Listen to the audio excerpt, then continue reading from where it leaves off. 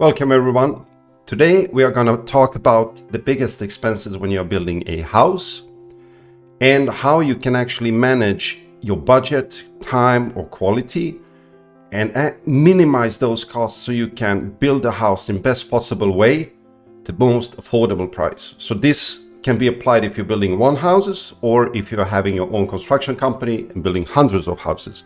This will save you quite a lot of money. So let's get started.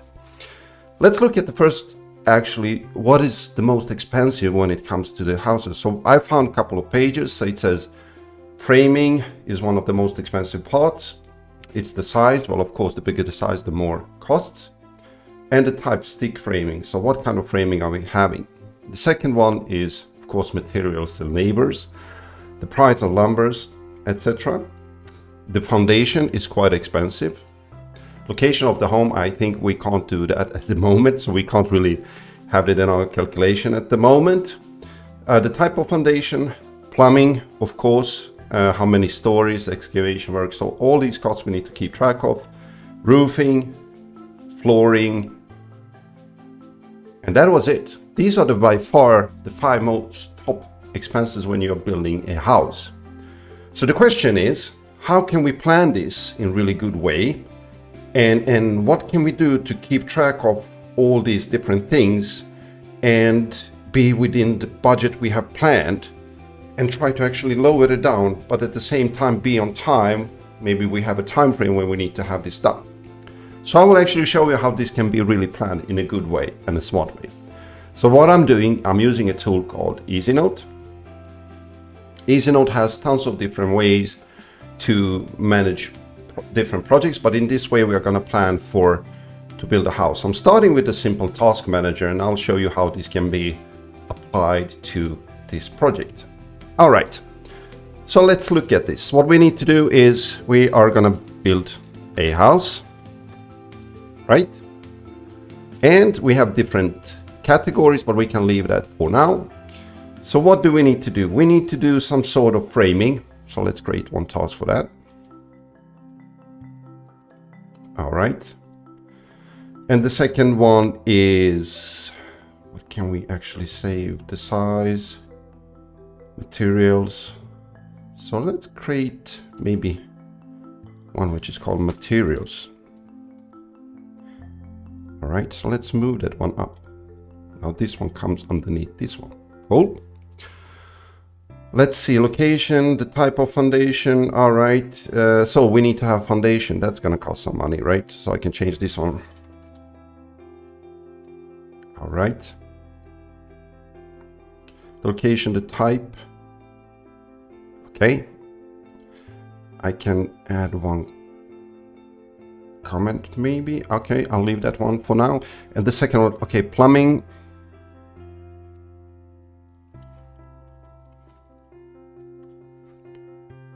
The next one is roofing. And the last one is flooring. All right. So flooring. Cool. Now, I guess these are the different things, major things that we need to do. So let's try to see a little bit of when we're about to do them. So let's add one timeline in this case. So maybe we need to do some sort of purchase. So between, or let's do like this. Let's have a deadline here because that's very important. So when is the purchase for each of these ones here? And maybe we need to do the framing by the 16th. Foundation must be done by 24th. This one is plumbing needs to be by the 2nd. Roofing needs to be done maybe in January on the 6th, and the flooring needs to be done on 30th. Cool. So now we need to know. Now we know when we need to do actually and buy these different things, right? All right, so let's see what else do we have here. So we have framing is the most blah blah blah blah. Cool. Okay. So what we need to do is have something else. So we can call this one, we can change this one to installation. So I can say, okay, the framing needs to be done between these 2 days, or what I can do actually something more, even more better. I can go to the timeline. So now I can say, okay, the framing is going to be done between 30th and 23rd of December. And then I can just drag and drop these. Foundation needs to be laid down. The plumbing, I think you can start then. Roofing, well, actually I can maybe start that by that, and then this one can be done here. That gives me an ETA of my project that the house will be done somewhere in January, let's say, for example. All right, so now I know when I need to do this. Well, this is perfect, right? Okay, one thing I need to keep track of is actually my costs. So the other thing I need to have is I can add a one money widget. So before I start with this, well, I need to do a forecast. How much money is gonna this cost? So maybe framing 100,000. Materials are gonna cost 50,000. Foundation is, let's say, 80. And then plumbing 40,000. This one is 23,000. Example. And flooring is 15,000. All right. Cool. Now we know how much this house is gonna actually, that's our estimation how it's gonna cost, right? So now we have the time, installation, and the forecast when it actually needs to be done. So let's see how we can actually keep track of what we need to do. So let's keep track of some of the things. So let's add the status. And let's call this one purchase. And I can just move this one here. Now I know, have we started with the purchase, not etc. So purchase of the framing. Well, I can say that this one is ongoing, and maybe this one is completed and the foundation is ongoing when it comes to the purchase, or maybe we have completed everything. Let's do that. So we are done maybe with the purchase of all our materials, and we need to start with installation now. So I can add one more status here and then say, okay, let's do this installation. Cool. So now we know that we have purchased something, the completion is done. Now we need to install this, right? So let's say the framing, that one is completed, the materials, that's already done, and we are actually doing foundation right now. So now everybody can keep track of what they are doing and how far we have come into the actual project. However, let's see what else we can do to keep track of our costs and the time. So we have done the forecast, but what we need to do is how much it's going to cost. But what we need to do is actually how much is this costing. So what I can do is I can add one of these widgets again, which is called money, and I can change this one to the actual cost. Now I can just fill in every time there is a cost. I can just add numbers here, and I can keep track of how much I have actually spent. For example, 0, 0. And now I can compare this one to, I can get the average, how much this is going to cost, the maximum number, which is of these items that is the mostly expensive, and which one is the minimum one. All right, so now I can keep track of my costs. The other thing when you have a project is you maybe have some urgency where something is, or building a house where something is really urgent or something is less urgent. So in this case, we need to keep track of the urgency of different items.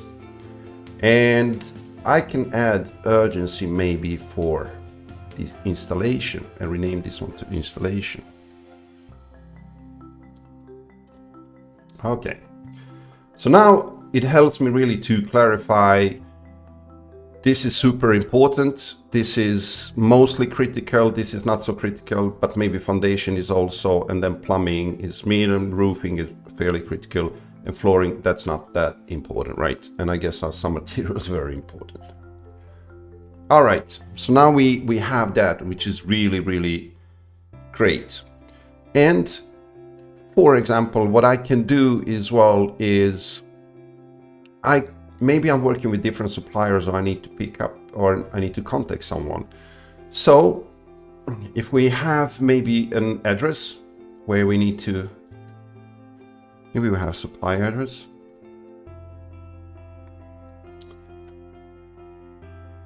So the supplier maybe lives in New York. I really don't know any addresses in New York, so I'm just putting New York here. And I can hover and see, okay, but this is actually the supplier, right? But I need to maybe know who is the supplier of this. So let me add the text. So let me change this one to supplier. All right. So who is the Johnson and Johnson? That is the supplier. So now I know who is the supplier, right?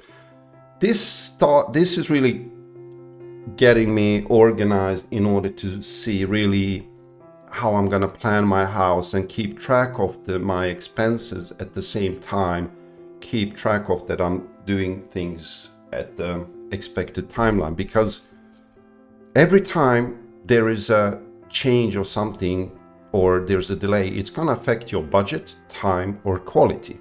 And this is something that we really need to keep track of.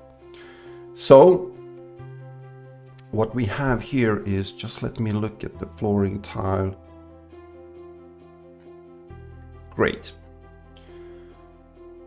So now we can keep track of the costs, we can have the forecast, we have the deadlines.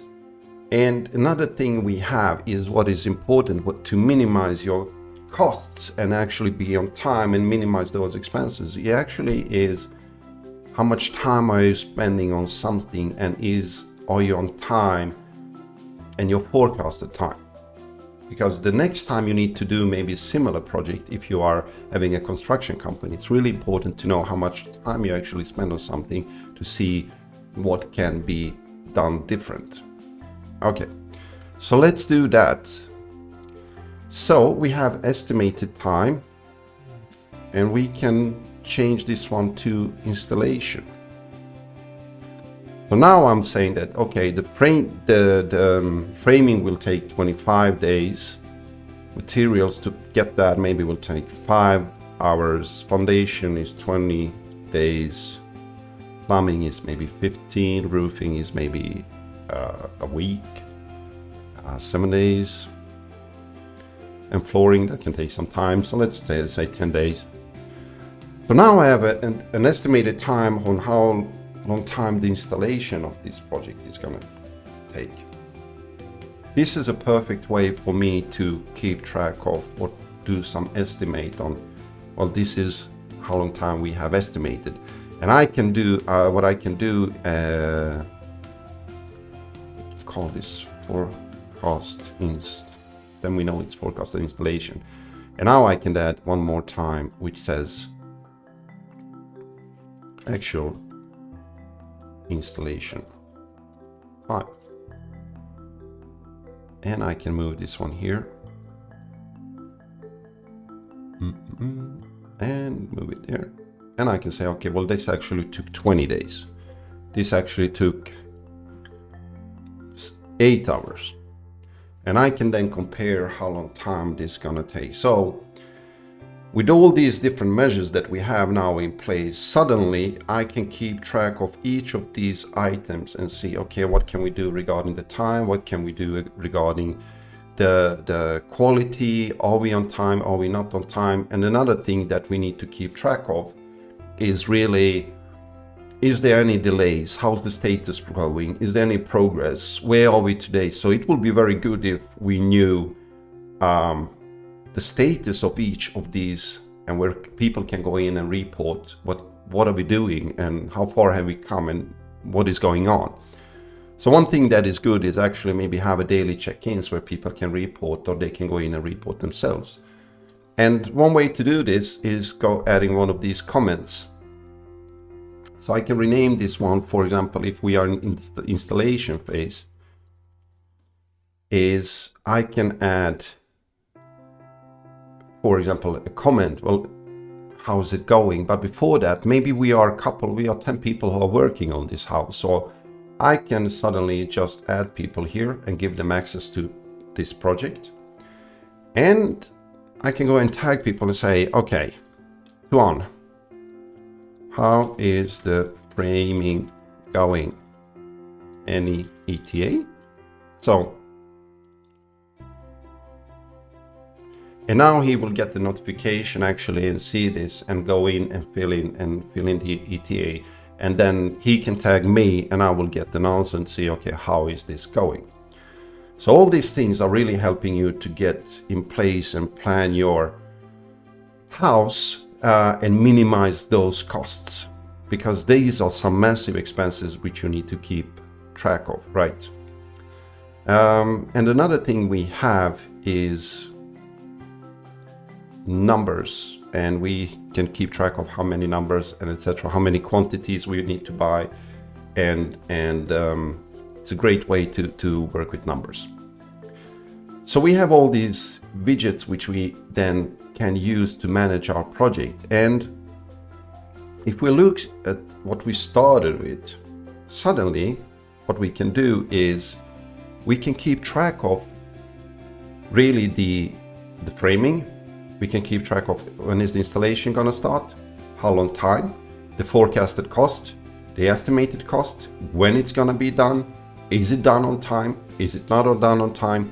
So we can suddenly keep track of that here, which makes it perfect in order for you to save the cost for your project when you're building a house, especially if you're building hundreds of houses.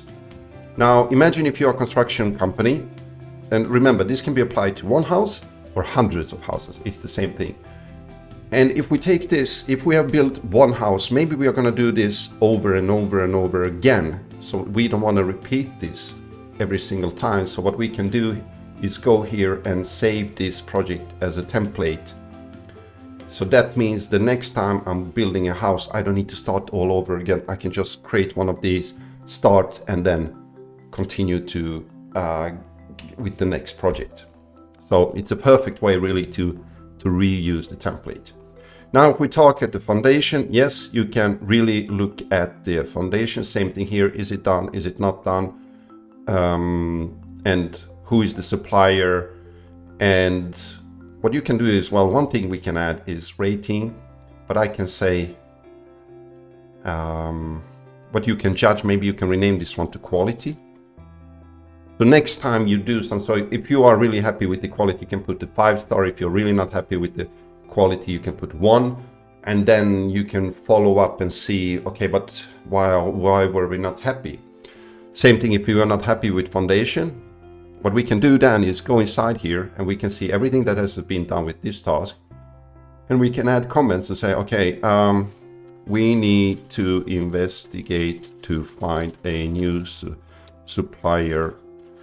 There were delays with our current all the time. This causes delays for the entire project. And just that is. And now it's super easy to know, well, there was a comment, we need to keep track of it. Okay, perfect. So now we know there was a bad quality and we need to do something about this.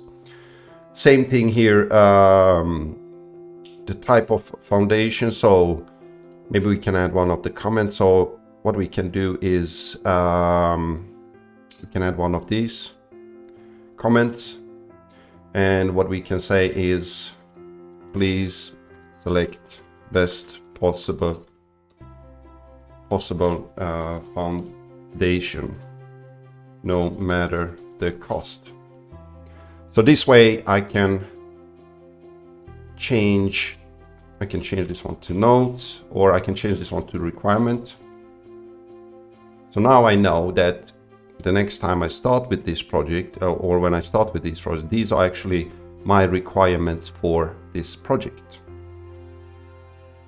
So then we can really set, okay, but what are the actual requirements in order to make this happen? And another thing we can do, what is really, really important is when you're building a house, is if you're planning to build, let's say, a kitchen, which you want it to be a yellow color for some reason, and in the middle of project you say, now I want to double the size of the kitchen and it should be white. Well, this is a change compared to what you originally wanted. That has impact on time, quality, and cost in one way or another. And what we need to do then is keep track of these changes, right? So if there is any change, that really can impact the entire costs to your entire project. So same thing here to your framing, foundation, plumbing, roofing, flooring, no matter what. So we really need to keep track of those changes in order to minimize your costs and saving. Well, not only that, but really we need to know in the end of the day, once we are done with this project, we really need to know what have we changed and what was the reason. So what we can do is add one of these comments, and we can call it changes, right? And I can just add here, there was a change that the customer wanted to have a white kitchen and a 50% larger kitchen. This had an impact of $50,000 in price. Or maybe the customer wanted to have if it's this, in this case it's framing, so maybe customer wanted to have better quality framing. This had an impact on pricing. So now that I know that there was a customer, so next time I can go back to the customer and say, okay, on this date, 28th of December, you requested a better quality and we all agreed on this, and this is the way forward. So with this here, we really can keep track of all the massive expenses, and these are by far the 5 different expenses, and I have really given you the tool and how you can manage all of this and minimize those expenses. And trust me, if you have something like this where you keep track of your project in really good way, you will minimize your costs. At the same time, when you're collaborating with other colleagues, this is a perfect way for you to keep track of what you're doing, minimize those costs. And the best thing about it, if you need to do this again, then you can just go in here and see what did you do great and where were some of the challenges and what can you improve to the next time so you can do even better.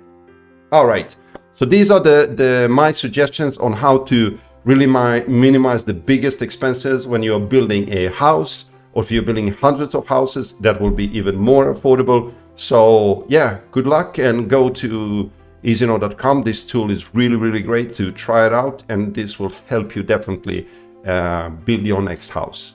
Thank you very much. Bye-bye.